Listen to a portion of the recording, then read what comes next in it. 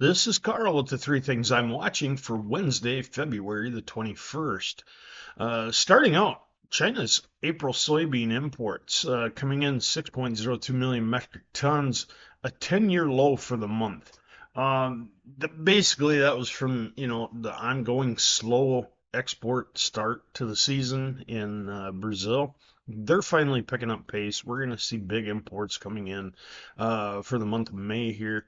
Likely 10, 12. There's some reports of they think we could see up to 14 million metric tons come in here in May, same in June, and then likely start to see a decline in July. So, not too much of a concern over that number. If we continue to see some walking back, that's when it'll be a little more worrisome. But as of right now, yeah, things are tight in Brazil on soybeans, but demand is a little bit more of an issue there, and that's kind of holding the market back a little bit. Yesterday in the trade, we did see safe haven buyers start to come back. This came on the heels of announcements by some economists that they do not expect to see an interest rate cut in the United States until March of 26. They're expected to see unemployment start to rise from now into the end of the year, and concerns that that's going to weigh on the economy, and they're just not interested in raising interest rates or cutting them right now.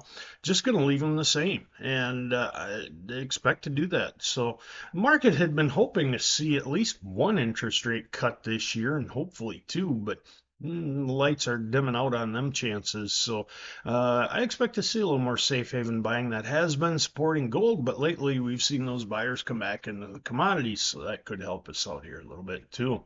The third thing, and this is what I'm watching in weather, and it's been a factor, but as of Sunday night, according to USDA, we had roughly 20 million corn and about 28 million soybean acres left to plant.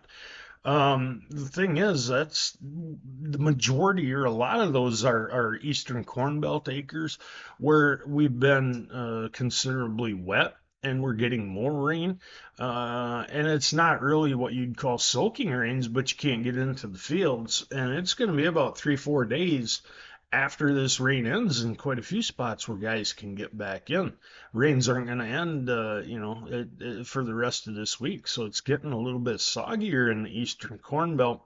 Weather forecasts when we went home yesterday indicated that it would stay a little bit wetter in the east, drier in the west. Market reacted to that. Once again, I am not a firm believer that we will see 95.3 million corn acres seeded this year. You're probably going to get sick of me saying that. But looking at the weather forecast, the calendar, and more importantly, look at new crop futures. Nobody's going to go out and push to get 440 corn in a field. You're certainly not going to mud that in, not on a replant, especially. So, look at it. There's some bullish traits under the market. Just going to take a little bit of time to get to them.